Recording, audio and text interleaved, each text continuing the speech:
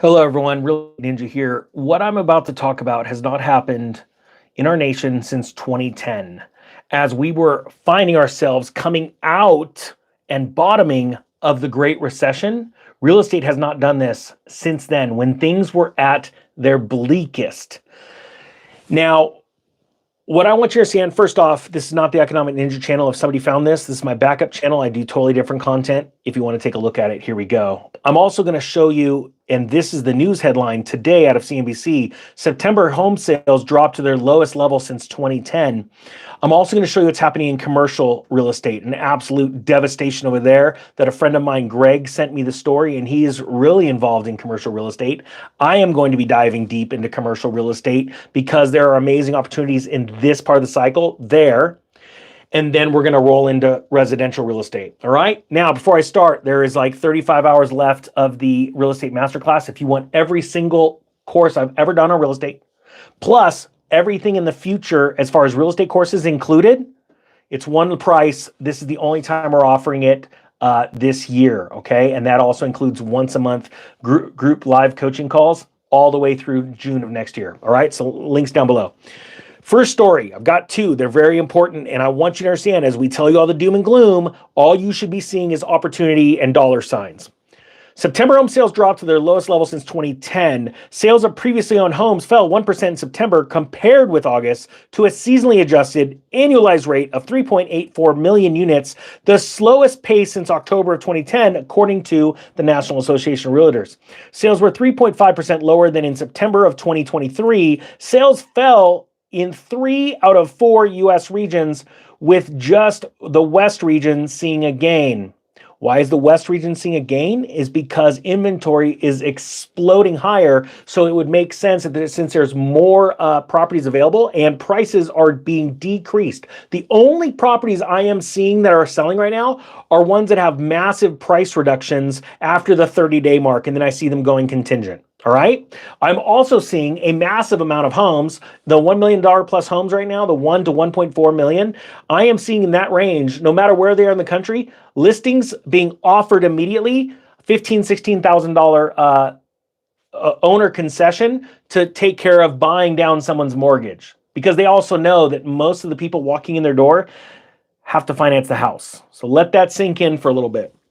Now it says this count is based on closings representing contracts signed likely in July and in August, when mortgage rates started July near 7% on the 30-year fixed and then fell slowly through August to just below 6.5. Rates are now more than a full percentage point lower than they were a year ago, but since the Federal Reserve lowered their benchmark rate, the bond market, the 10-year bond market, has been skyrocketing higher, meaning mortgage rates are also skyrocketing as well.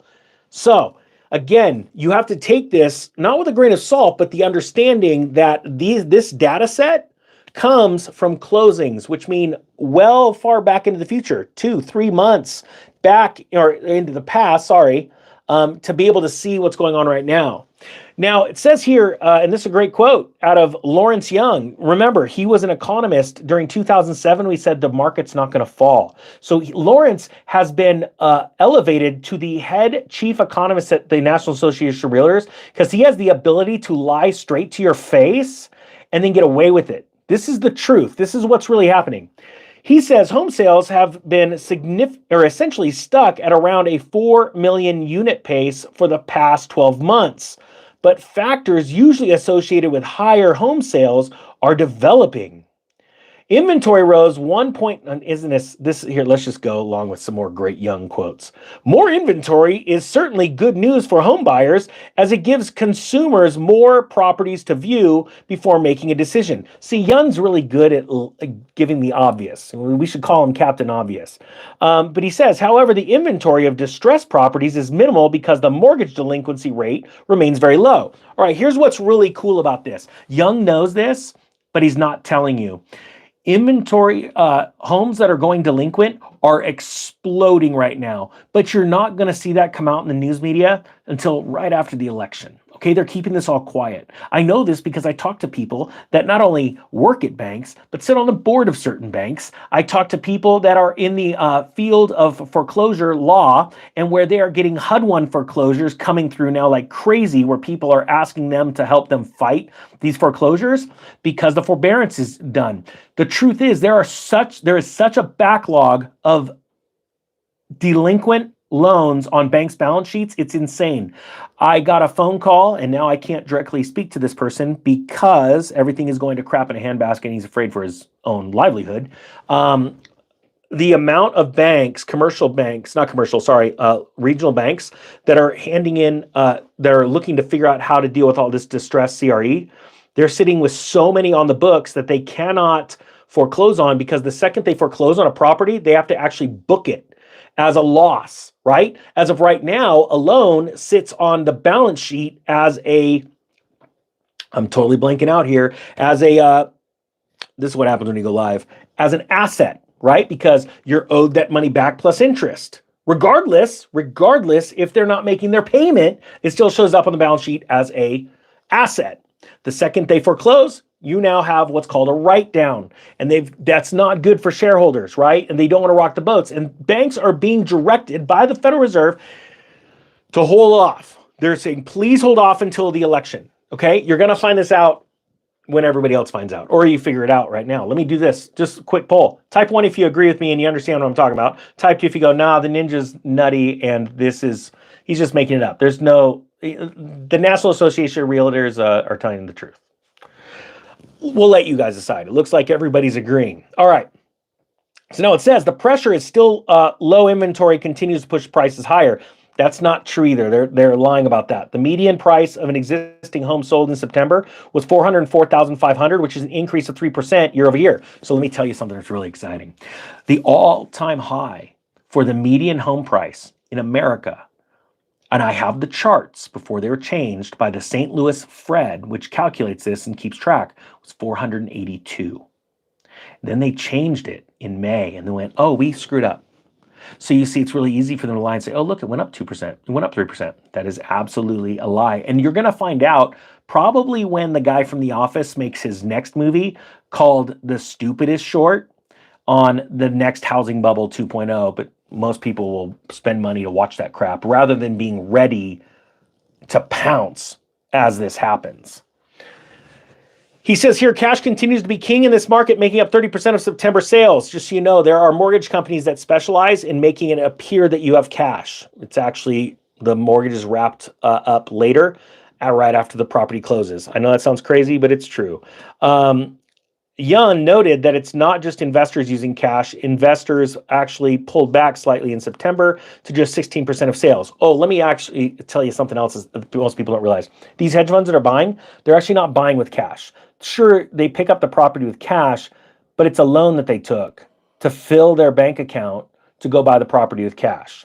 So there's debt still tied to those properties. And just so you know, as everything shrinks and banks are loaning less and less money, the Fed is bailing out less banks right now. That's just a fact. It's tightening things. So even hedge funds are spending less on real estate, and actually some of them have turned to net sellers. Okay, so let me dive into this next story. Again, I want to remind everybody it's on. If you want to be on the masterclass offer, that, what is it, the 80% off? It's the only time I'm offering it. There's like 35 hours left. The link's down below.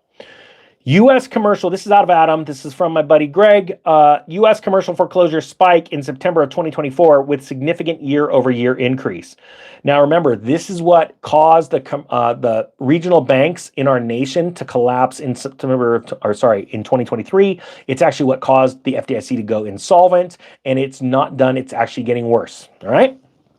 Again, we're waiting for after the election for all this truth to come out, and then the ninja gets to edit up all these cool videos of saying, hey, I said it was going to happen on this date, and it did. A leading curator, Adam, of land, property data, and real estate analytics today released an updated monthly report on U.S. commercial foreclosures. The report reveals that commercial foreclosures remain elevated and are still considerably higher than pre-pandemic figures.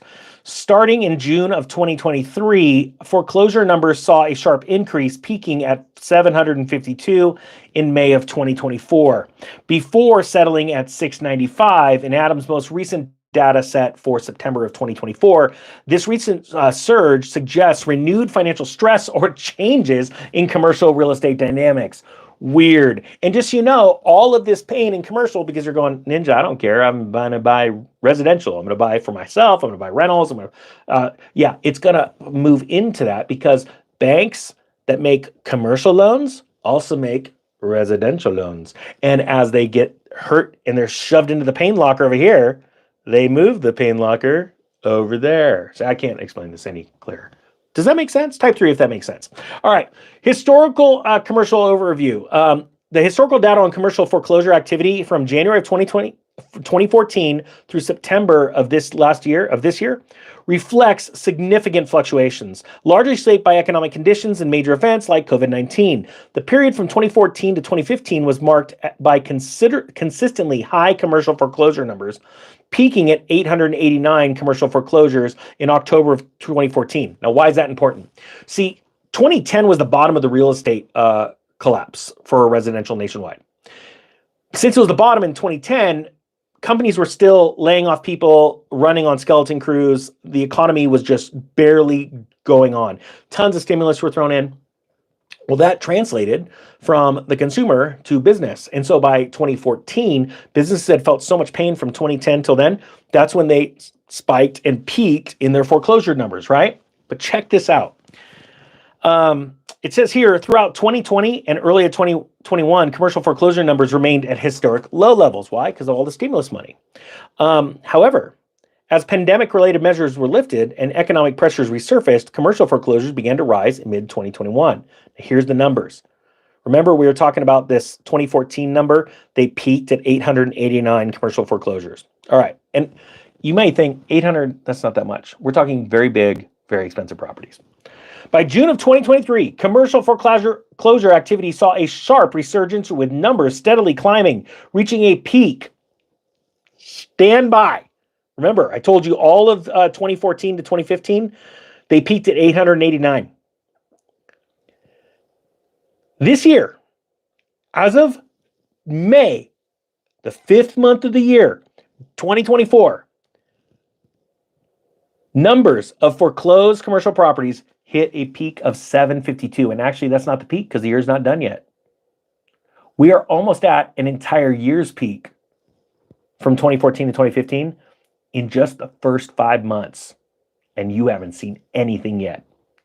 This recent surge likely reflects ongoing financial challenges in the commercial real estate market. Well, no freaking duh.